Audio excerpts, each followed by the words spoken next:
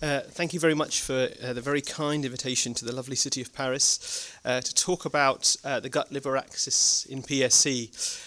So I'm going to start, given that I'm the first speaker of the morning, I'm just going to briefly set the scene. This is what we think of when we talk about PSC. We think of the liver, and morphologically the bile ducts are normally very tubular, smooth structures, but in patients with PSC we appreciate they have multifocal stricturing, and this is preceded by multifocal dilatations antecedent to these strictures. And from a histological perspective, this is what the infiltrate looks like. We see predominantly T-cell infiltration, a mixture of CD4 and CD8s, and then this classical periductal fibrosis around the biliary tree.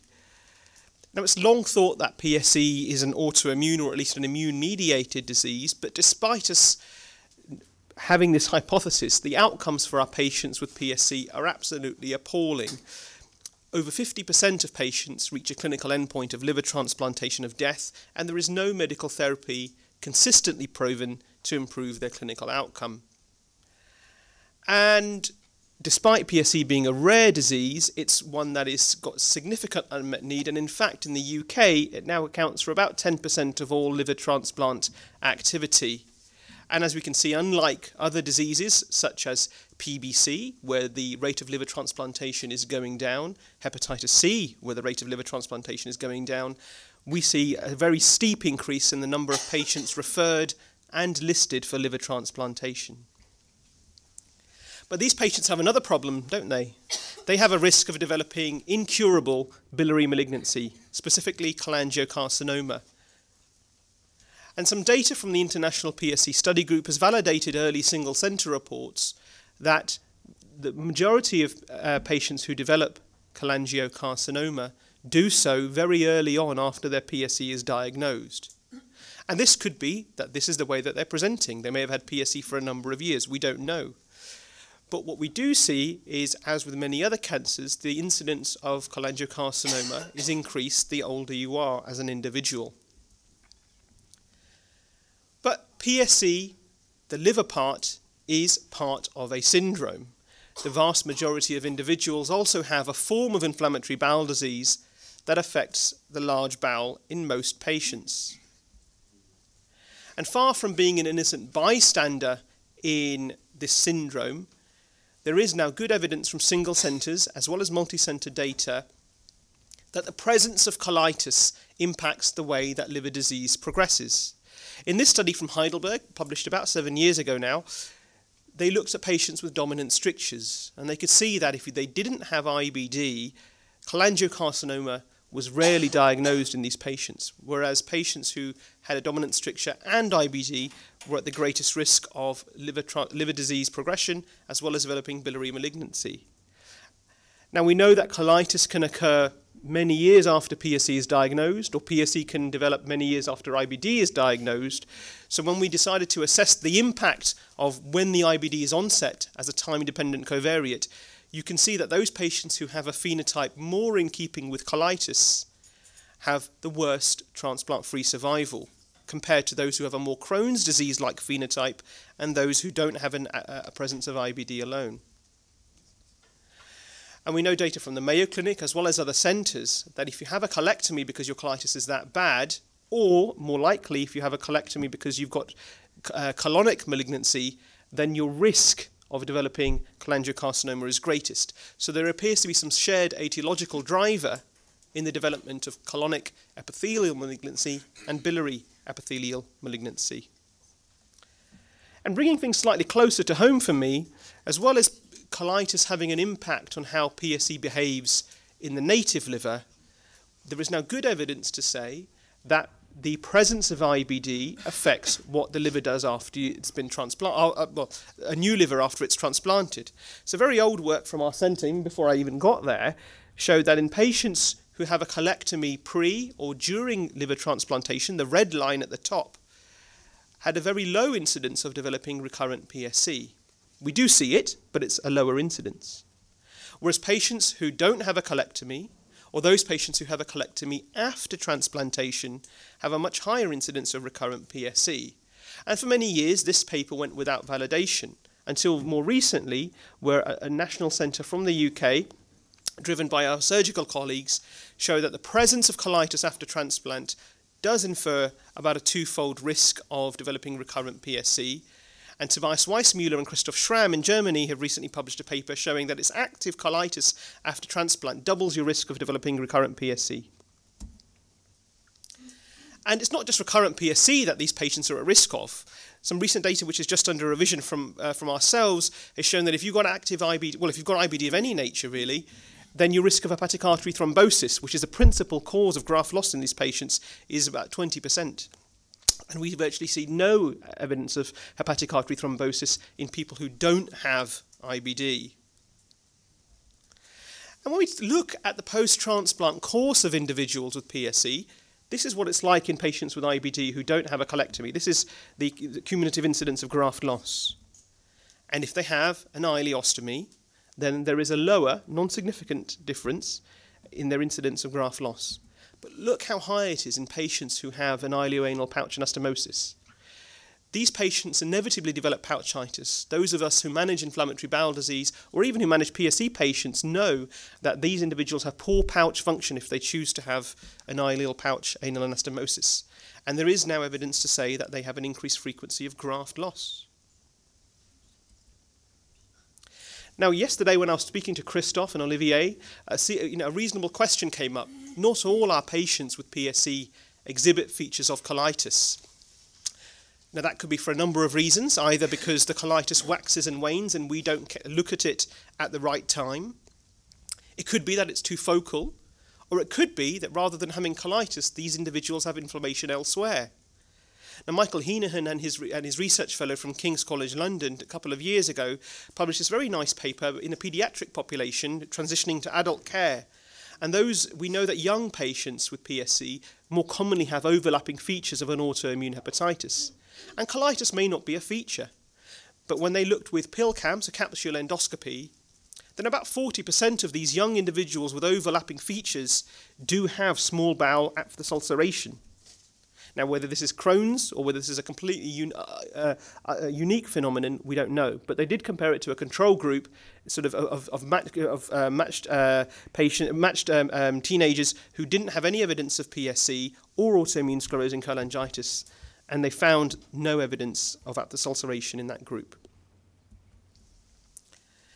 And certainly, putting all the wealth of evidence together, the presence, onset and activity of inflammatory bowel disease is perhaps one of the most consistent stratifiers of disease progression in patients with PSC. So it's by far just an innocent bystander. And when one looks at all the wealth of research performed into genome-wide association studies in PSC, there's a lot of attention focused on the differences between IBD alone, PSC alone, and PSC and IBD. And it's often argued that the HLA associations, which are by far the strongest, don't overlap. But when you look at the overlapping associations that we see in genome-wide association studies, all of these point to defects in mucosal autoimmunity or defective autoimmunity in general. For instance, IL-2 receptor alpha. This was identified in the iChip analysis by Tom Carlson and colleagues. And we can see that in individuals with PSC, IL-2 receptor alpha, which is a marker of, particularly relevant for regulatory T cell function, is much reduced in patients with PSC. And when one looks at those who have IL-2 receptor alpha polymorphisms versus those who don't, there is a much lower number of functioning regulatory T cells in these patients. And the reason that this is of relevance to us, when I was talking to Astrid earlier on, we were discussing this paper, that IL-2 receptor alpha knockout mice are long known to develop a very florid form of colitis. But it was only about 10, 11 years later, that's right, it was only about 10, someone didn't like my talk, it was only about 10, 11 years later, when Eric Gershwin and his colleagues looked, that they found that these same mice develop quite a florid inflammatory cholangitis as well. But what about the other side of the coin? Regulatory T cells are an immunosuppressive population. We also see in patients with PSC, compared to other immune-mediated liver diseases, very heightened Th17, IL-17 secretory cell responses. And this can be tied into CARD9 polymorphisms, which we also see downstream of NOD2 in patients with IBD. So you've got, on the one hand, defective immunosuppressive populations, heightened activity of your effector cell populations in response to pathogen stimulation. If I was to take a mice, that's a tolerogenic mouse model, and look at its gut, we see sequestration of all these Th17 responses. Your gut is a central regulator of all these Th17 responses.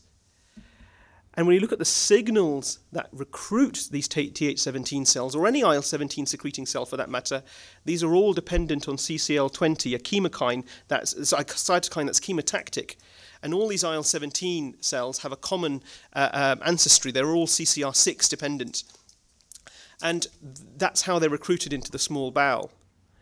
And when we look at biliary diseases, so this is not PSC specific by any means, but I've just used that as an example. When we look at Th17 cells and how they're recruited, they're also recruited to the biliary epithelium via CCL20. And what's really interesting is when you try to see what causes CCL20 secretion by these bile ducts, it's IL-17. So you're getting an IL-17 secreting cell that secretes IL-17, and that causes CCL20 to be upregulated on the biliary epithelium. That recruits more Th17 cells, and you end up with a vicious circle. And in fact, when you look at intestinal epithelial cells and biliary epithelium, you see positive feedback loops in inflammatory conditions. So there is some common ancestry between these two cellular lineages which causes inflammatory responses to perpetuate. Now, the link with the gut has long begged the question as to whether the gut microbiome has a role to play in patients with PSC. And from very early on, there was a level of indirect evidence. We do see circulating antibodies against gut microbial peptides, some of which I've listed on the screen. And we also see biliary epithelial cell antibodies in some patients, which induce the expression of molecules important for direct bacterial cell contact. And there are now about 6 papers, perhaps more since I last looked, which show that the gut microbiome, either in feces or via colonoscopy and adherent mucosal sampling, is distinct in patients with PSC, that's the blue dots on the screen, versus those with inflammatory bowel disease alone, the yellow dots on the screen, and control subjects. Now, it's easy to do this sort of analysis because patients with inflammatory bowel disease get colonoscopy regularly. Patients with PSC get colonoscopy regularly if they've got colitis, and control subjects may be subject to population screening. What we don't know is whether this just represents a liver disease microbiome. If I was to take one of Christoph's patients with PBC, or if I was to go to Lille and take some of Philip Masseran's ALD patients and look at their microbiome, I have no idea whether that will look like PSC or something completely different, because we don't routinely colonoscope these individuals. And certainly when you look at a PSC patient from 2 different countries who've got the same phenotype, their microbiomes are completely different from one another. So I don't believe that there is one specific PSC microbiome, but I think there are certainly differences between patients with IBD alone. And the waters are muddied even further by this very nice paper from here, right sort of in Paris. And you can see that those patients who have active IBD, the black dots and the black bars on the screen, have a significantly different microbiota composition compared to those individuals with inactive IBD and healthy control subjects. And this microbiome can actually alter the circulating as well as enteric bile acid pool. Now, the bile acid alterations are the most commonly used in animal models of PSC. Perhaps the MDR2 knockout mice is most representative. These mice secrete a non-phospholipid, a reduced phospholipid component form of bile that is very toxic to the biliary epithelium, and these mice get a profound sclerosing cholangitis like we see in the human condition. And linking that back to microbiome, we all thought it was bad bacteria causing it, but the Mayo Clinic have shown that if you have an absence of good, so you have a germ-free bacteria, they get much worse sclerosing cholangitis. The only issue I have with this hypothesis is that if you look at the conventional MDR2 knockout mice in this picture compared to all of the other MDR2 knockout mice pictures, they don't seem to get much biliary fibrosis. So that's the only sort of concern that we have, is that when you look at these relative germ-free models, all the control groups, have very little biliary fibrosis, but there is certainly a story to explore here. But none of these hypotheses, genetics, bile acid alterations, gut microbiota, really answer the question that why does the gut behave very distinctly to why the liver behaves? Why does colitis flare at a time where liver disease may be very mild? Why do people who I list for liver transplantation on a Friday have very inactive colitis, but that flares up after the transplant? No one really sort of has dissected that hypothesis in detail. But one of the ideas that David Adams had sort of many years ago was to look at the memory T cell population within the gut and within the liver. Those of us who manage IBD are very familiar with Vedolizumab, which targets alpha-4 beta-7, and that's an adhesion molecule present on gut tropic T cells. And that's important because mucosal vessels within the gut have a specific postal code. They express a molecule called MADCAM1 that binds to alpha-4 beta-7. They express a molecule called CCL25, another chemotactic cytokine that recruits CCR9 positive T cells. And these are very gut-specific molecules. You don't see them at high levels in other organs. You may see a small amount, but not high levels. And we all thought that these were gut-restricted for some time. And certainly, when you look at the colon in patients with inflammatory bowel disease, as inflammation goes up, we see elevated levels of CCL25. And as inflammation goes up on a molecular level, we see elevated levels of CCL25. And certainly in the colitis field, or in the Crohn's disease field rather, when you target these CCR9, it's specifically the group with colonic disease that sort of experiences benefit from treatment. So the CCL25, CCR9, and as we all know, Vedolizumab is very effective for treating colitis. But when you look at the liver of patients with PSC, we see lots of MADCAM1 expression within the gut's endothelial structures, and lots of CCL25 expression. Now, ordinarily in URI, I'm presuming I don't know if anybody here has PSC. Apologies if I'm making that assumption, but in URI, we don't see CCL25 and MADCAM1 expression at high levels in the liver. It's only really in patients with PSC, or indeed individuals who've got active intestinal inflammation. And when you break down the cell population that travels in response to this expression, they all secrete pro-inflammatory cytokines when stimulated. So these are a very strong effector population. So then the question came as to, we see these cells in PSC liver, we see them in the gut, but what primes them? Is it the liver priming these cells and then they travel to the gut, or is it the gut priming these cells and then they travel to the liver? Now, to activate T cells, you need an antigen-presenting cell. Conventionally, dendritic cells are the most studied in this area. You can also use other atypical cell types, but I'm going to focus on dendritic cells for this slide. When you look at gut dendritic cells alone, you can see that they can induce alpha-4 beta-7 expression on neighboring T cells. But we can't do this with liver dendritic cells alone, and we can't do this with splenic DCs alone.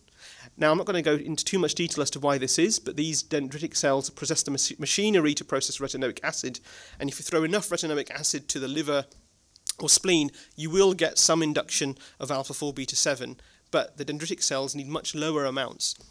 So the question is still unanswered.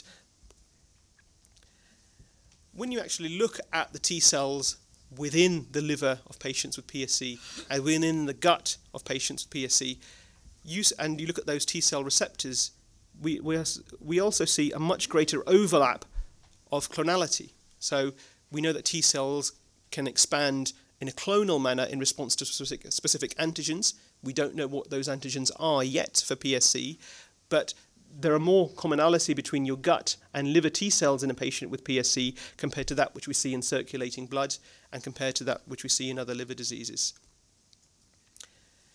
So I went through that relatively quickly just to explain that patients with MADCAM1 and patients with CCL25 so patients with PSC have CCL25, have MADCAM1 within the liver, and they can recruit alpha-4 beta-7 CCR9 cells from the gut. But why? Why do we see these expression of these molecules within the liver when they shouldn't ordinarily be there? Another molecule which the liver constitutively expresses, which we all express on our cell surface, is VAP1, vascular adhesion protein 1. And As well as being an adhesion molecule in its own right, it's also an amine oxidase. And if you throw the right amine at vascular adhesion protein 1, it will generate aldehydes, which can cross-link collagen, leading to tissue fibrosis, ammonia, which can lead to direct DNA and cellular damage, and hydrogen peroxide, which I'll come back to in a moment. Now, to cut a long story short, with the right amine substrate and a pro-inflammatory stimulus, VAP1 can activate the NF-kappa B pathway and, amongst other things, lead to upregulation of MAdCAM1. But, as I've said, you and I all have VAP1 on the cell surface in our livers, and we don't all develop PSC. When we look at normal liver compared to other immune-mediated liver diseases, we see much higher VAP1 expression within the PSC liver. And I think even those at the back of the room can probably appreciate that. And when we look at all the different substrates that VAP1 can process, cysteamine, so this is looking through a whole series of amines through a metabolomics library. Cysteamine is the one amine which really stood up above the rest. This is the one that causes the highest level of enzyme activity of VAP1. The reason that that's important is because cysteamine causes colitis in mice. And the colonic epithelium and gut bacteria, particularly Escherichia and enterococcal species, are the main providers of cysteamine. Now, if you overexpress the enzymes that generate cysteamine, the substrate for VAP1, you can get colitis in mice and colonic cancer. But if you take away cysteamine from mouse models of colitis, you get rid of their colitis and you get rid of their risk of colonic cancer. So cysteamine is a VAP1 substrate. It can activate VAP1, and VAP1 can upregulate MAdCAM1 expression. And certainly if I'm to look at an enzyme-linked immunosorbent assay on hepatic sinusoidal endothelial cells, cysteamine compared to methylamine, which is what we used to use before, you get much higher MAdCAM1 expression. Even in functional assays, we see much higher MAdCAM1 expression and much higher adhesion of gut tropic T cells when we use cysteamine. Now, all those experiments using isolated liver cells are always done on end-stage liver disease, where I can extract cells very easily from the explanted tissue. But we see patients with PSC who have very early-stage disease, patients with very late-stage disease. How does VAP1 work in those situations? Because of obvious problems surrounding ethics, and we don't obtain liver tissue from patients with very early-stage disease in PSC, there's no real need to do that. But we can find circulating VAP1 in the serum of patients, and it's much higher in patients with PSC compared to normal healthy controls, and much higher in patients with IBD alone. And there is a trend that levels of VAP1 in the blood are upregulated as disease progresses. And then it came as no surprise then that when we measure circulating VAP1 in these patients, we can actually use it to stratify clinical outcomes. So this is a prospective study where we use patients at any point in their clinical course, 5, 10, even 15 years after diagnosis, had their VAP1 levels measured. And no matter when we measured it, we found that the higher levels predicted clinical outcome with reasonable confidence. And that was recently validated by our colleagues in Norway. So it certainly appears that VAP1 is a biologically linked, mechanistically driven circulating marker that we could employ for future use. That, of course, needs validation in much larger series, but the reference is there with regards to lymphocyte homing within the gut. We're now entering an era of personalised medicine in the whole field of gastroenterology and hopefully hepatology as well. And I've talked a lot about Vedolizumab and briefly touched upon Trafficet, which is a CCR9 antagonist. And there is merit to trialling these agents in patients with PSC. And we've just now opened a trial of targeting VAP1. I have to apologise about the name and how we got to the name Buteo. It's not my doing. It's one of our trial coordinators just try to find an acronym. But in short, it's an anti-VAP1 agent that we're trialling in PSC patients across 3 centres in the UK that's currently enrolling. But Vedolizumab is already available, and there is some work and some controversy, I'm sad to say, surrounding the use of Vedolizumab in patients with PSC. Now, whilst there is no clinical trial thus far of Vedolizumab in patients with PSC, these patients may be already getting it as part of their colitis treatment. And in an observational study from Oxford that was presented at the ILC a few months ago, we can see that in patients who have active colitis, as measured by the ulcerative colitis endoscopic index of severity. When they have vedolizumab treatment, as one would hope, their colitis gets better. They get a reduction in their UCIS score. But what does the alkaline phosphatase do in these patients with PSC and colitis? Those patients who respond to vedolizumab, they see, as in the colitis responds, they see a reduction in their alkaline phosphatase. But those patients whose colitis doesn't respond to vedolizumab, they see an increase in their alkaline phosphatase activity. The reason I bring that to the floor is alkaline phosphatase is still argued as whether it's a good or bad surrogate marker in patients with PSC. Now, alkaline phosphatase is not just, I don't know if Prof. Poupon is here yet, but as he will tell you, and as others will tell you, alkaline phosphatase is not just made by the liver and the biliary system. It's secreted by the gut as well. And we don't know whether the alkaline phosphatase we see in these patients is all liver-related, or it's all gut-related, or whether it's all liver-related but it's influenced by what's going on in the gut. So it's a very sort of it's an argument that we can go on for ages. And certainly when we use vancomycin, which is a very selective antibiotic that targets the gut flora, we can see that alkaline phosphatase levels sharply fall in the vast majority of patients. It's predominantly studied in the pediatric literature, but there is now emerging evidence in the adult population as well. Again, what does this mean? Is it just affecting the gut and it's not really affecting what's going on in the liver? And just suffice to say, when you try another gut-specific antibiotic, rifaximin, we don't tend to see a great deal of change. So the jury is still out as to whether alkaline phosphatase is important as a marker or not. So just to briefly summarise, I hope I haven't gone through that too quickly. I don't know what I am for time. So the clinical course in patients with PSC does vary with the IBD phenotype. Your patients with colitis have a poorer transplant-free survival and a higher cholangiocarcinoma risk. I must say from that point, I'm not saying that those without IBD have a clean run. It's just that their incidence of events and their risk is slightly lower, that's all. If you have persistent active colitis, it may impact the risk of recurrent disease, graft loss, hepatic artery thrombosis, and that's particularly heightened in patients with anal pouch anastomoses. The evidence for dysregulated mucosal immunity is there, as represented by reduced regulatory T cell frequency and function and heightened effector cell responses. Enteric biosis does vary with colitis activity, and it may impact bile acid disturbances as well and contribute to circulating amine release. And the recruitment of pro-inflammatory lymphocyte subsets, endothelial VAT1 certainly appears to be an important marker for lymphocyte recruitment to the gut, and it may influence the expression of other downstream molecules such as MAdCAM1.